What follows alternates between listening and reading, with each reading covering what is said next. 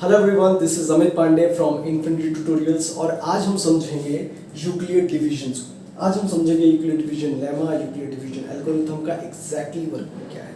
ठीक है, तो आइए इसको शुरू करते हैं। तो देखिए, सपोज कीजिए आप एक दुकान पे जाते हैं चॉकलेट बाय करने के लिए, ठीक है, और आपके पास 10 रुपीज़ है, ओके, और आपने क्या, और वो जो चॉकलेट है मान लीजिए वो 3 रुपीज़ की एक चॉकलेट है। समझिए, आप एक दुकान पे गए जहाँ पर आपके पास 10 रुपीज़ हैं और आपको एक चॉकलेट खरीदने के लिए 3 रुपये चाहिए।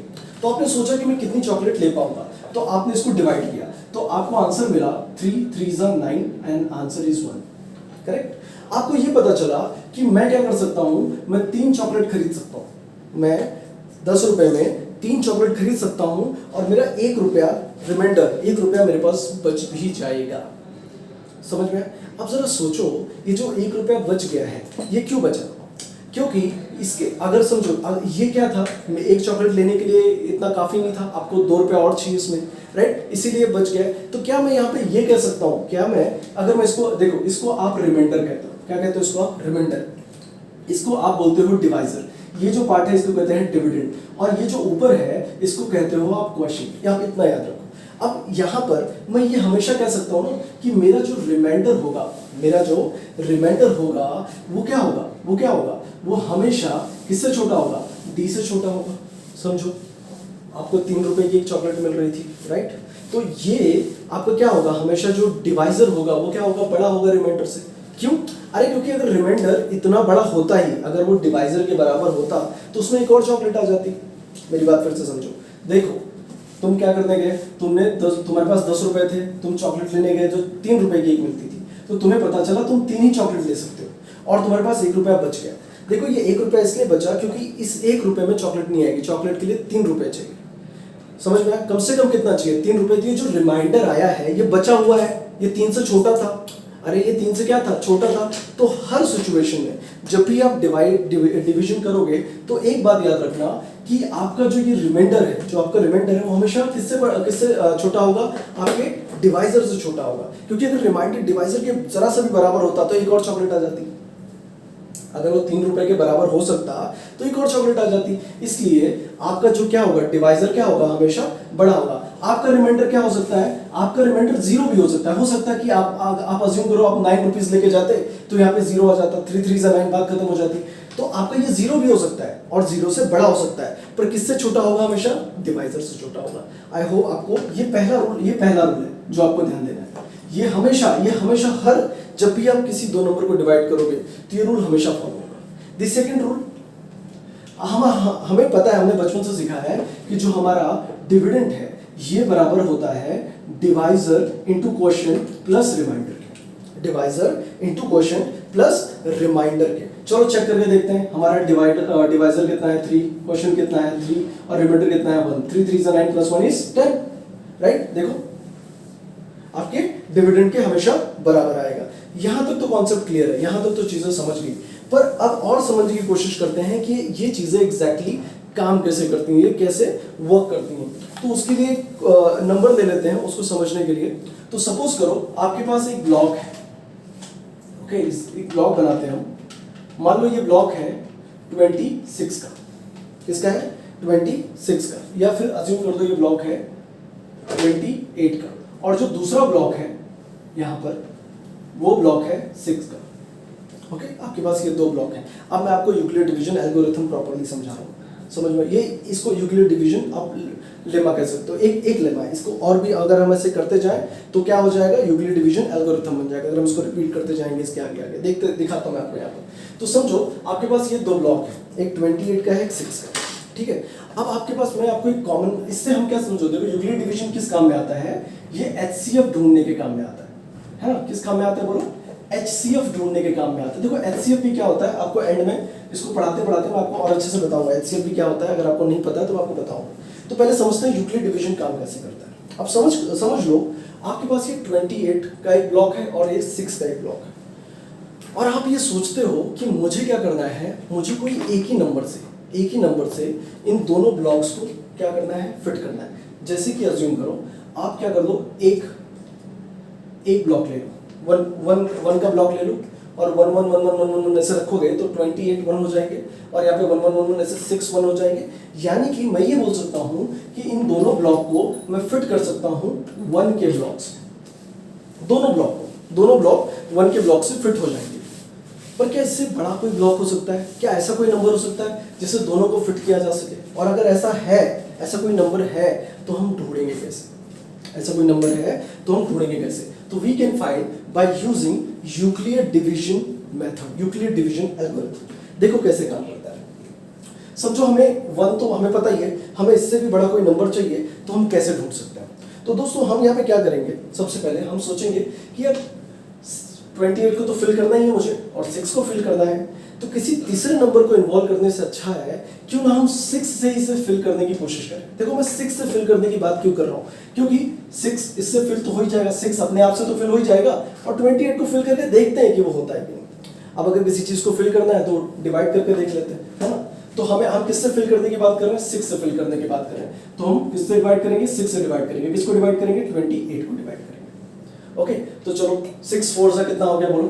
24 हो चुका है ना। आंसर क्या आ गया है? 4। इसका क्या मतलब है? इसका ये मतलब है कि जब आप 6 से ब्लॉक को फिट करने की कोशिश कर रहे हो तो यहां पर कुछ ऐसा होगा कि आपका 6 का जो ब्लॉक है वो तो फिल हो जाएगा, 6 का ब्लॉक तो फिल हो जाएगा, बट जो 28 वाला ब्लॉक है उसमें क्या होगा? उसमें 4 6 बैठेंगे, उसमें 4 6 बैठेंगे। देखो ऐसे, है ना, कुछ इस तरीके से 4 = 6 बैठेंगे, और यहां पर एक 4 बच भी जाएगा। समझो यहां पर एक 4 बच गया।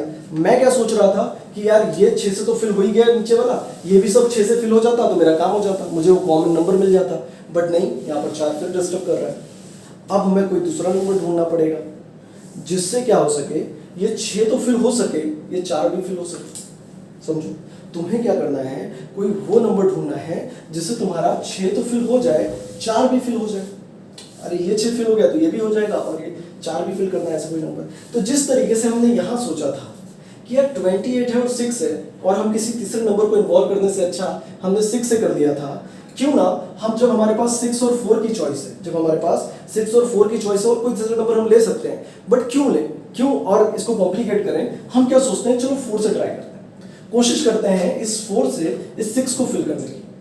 अगर इस 4 से ये 6 फिल हो गया तो ये सब भी फिल हो जाएंगे, और 4 खुद तो फिल हो ही जाएगा, इसीलिए मैं 4 से ट्राई करूंगा। मैं 4 से क्यों ट्राई कर रहा हूँ? ये तो 4 फिल ही हो जाएगा, और अगर कहीं 6 भी हो गया तो मेरा काम हो जाएगा, सब 6 हो जाएंगे।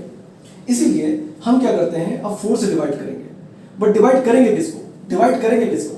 6 को, क्योंकि हमें 6 को फिल करना है। ओके, अब बताओ 4 1 जा क्या हो जाएगा? 4 1 जा 4 हो जाएगा यहाँ पे, ठीक है। ओके ओके, अब देखो अब क्या हुआ, आंसर क्या आ गया बोलो? आंसर क्या आ गया? आंसर आ गया आपको यहाँ पे 2। अब जब मैंने सोचा कि मैं क्या करता हूँ, ये जो मेरे पास 6 वाला ब्लॉक है, देखो 4 तो फिल हो ही जाएगा। अब देखो यहाँ पर क्या हुआ, ये जो आपका 4 वाला ब्लॉक है ना, ये वाला, ये तो फिल हो गया, पर यहाँ पे जब मैं फिल करने गया, 6 को फिल करने गया, तो यहाँ पे 4 का एक ब्लॉक आया, बट देन अगेन यहाँ पे 2 बच गया। क्या हो गया? 2 बच गया। अब मेरी बात ध्यान से सुनो, आपका 4 फिल हो गया, ये वाला प्लेस फिल हो गया, बहुत अच्छी बात है। अब जब मैं 6 को फिल करने गया तो यहाँ पर ये जो आपका 6 था, यहाँ पे लिख देता हूँ मैं, जो आपका 6 था उसमें 4 एक मिस हुआ, बट यहाँ पर ये 2 फिर से आ गया, फिर से वही मुसीबत आ गई, हम फिर से परेशान हो रहे हैं इसमें, हम घूम रहे हैं इसी में, हमें वो कॉमन नंबर चाहिए जिससे सब कुछ फिल हो जाए। अब मैं क्या सोच रहा हूँ कि देखो मेरा 4 तो फिल हो चुका है, पर 6 जो है फिल नहीं हुआ। अगर 6 फिल हो जाता तो ये सब भी फिल हो जाते, इसीलिए अब मैं सोच रहा हूँ मैं क्या करूँ, यहाँ पर क्या किया जाए।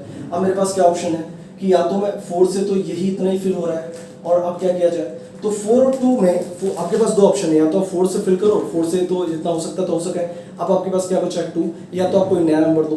तो 4 और 2 के बीच में किसी तीसरे नंबर को इन्वॉल्व क्यों करना, है ना, किसी तीसरे नंबर को क्यों इन्वॉल्व किया जाए, क्यों ना 2 से ट्राई किया जाए। तो देखो अब मैं 2 से डिवाइड करना चाहता हूँ, पर मैं डिवाइड किसको करूंगा? 4 को, क्योंकि मुझे 4 को फिल करना है। तो 2 2 से कितना हो जाएगा बच्चों? 4। यस, डन, हो गया, 0 हो गया। ओके, तो ये 0 हो चुका है। इसका क्या मतलब है कि आपका जो ब्लॉक है वो 2 से फिल हो जाएगा। देखो अब यहाँ पर, अब सुनो, यहाँ पर ध्यान से सुनो, देखो अब मेरा ये जो 4 है ये किससे फिल हो गया, ये 2 से फिल हो गया, और ये वाला जो 4 है ये भी किससे फिल हो गया बोलो, ये भी 2 से फिल हो गया, और ये 2 तो फिल था ही, अरे ये 2 तो फिल हो ही गया ना, जब मैंने 2 से डिवाइड किया तो फिल हो गया।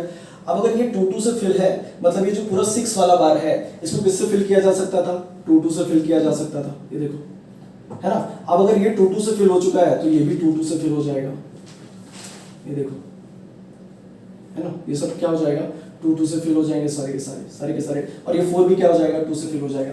यानी कि मैं ये बोल सकता हूँ कि 28 और 6 को मैं 1 के अलावा और कौन से नंबर से फिल कर सकता हूँ, 2 से फिल कर सकता हूँ। यानी पूरा ब्लॉक यहाँ पर ऐसे करते करते दोनों को मैं किससे फिल कर सकता हूँ, 2 से फिल कर सकता हूँ। क्लियर, यानी कि मैं भी ये भी बोल सकता हूँ कि इन दोनों ब्लॉक को आप 2 से फिल कर सकते हो। क्लियर हुआ, यहाँ तक क्लियर हुआ। बट ये 2 है क्या, देखो यही जो 2 है ना,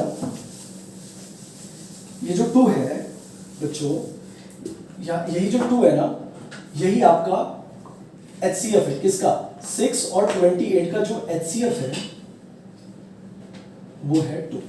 यानी कि उन दोनों ब्लॉक को, चाहे वो 6 का ब्लॉक हो चाहे वो 28 का ब्लॉक हो, आप किससे फिल कर सकते हो, 2 से फिल कर सकते हो। यहाँ तक आपको क्लियर हो गया रहेगा, यहाँ तक आपको समझ गया रहेगा, राइट, यहाँ तक क्लियर हो चुका है। ओके, नाउ ये अगर हमें समझ गया है कि यहाँ 2 से फिल हो चुका है, अब हम समझते हैं कि HCF क्या होता है, हाईएस्ट कॉमन फैक्टर क्या होता है। चलो उसके लिए आप ये समझो कि 28 के फैक्टर्स आपको ढूंढने होंगे। 28 कौन कौन से टेबल में आता है, तो मेरे हिसाब से एक 28 इंटू 128 होता है, फिर 7 4 28 होता है, फिर 14 2 28 होता है, राइट।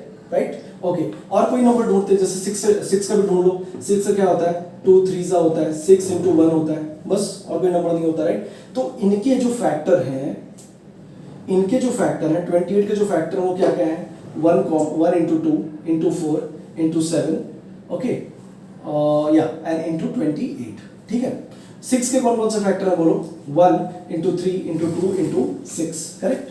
अब मैं तुमसे पूछ रहा हूँ HCF ऑफ 28,6, यानी मुझे वो नंबर बताओ जो सबसे बड़ा नंबर हो और दोनों टेबल में कॉमन हो। बताओ सबसे बड़ा नंबर और दोनों में कॉमन क्या है, देखो इसी को कहते हैं HCF, इसी को क्या कहते हैं, highest common factor.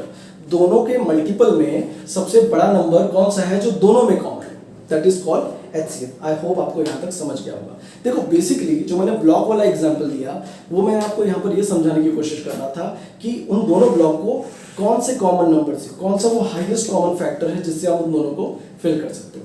I hope आपको समझा होगा। If you have any query you can comment. Thank you very much.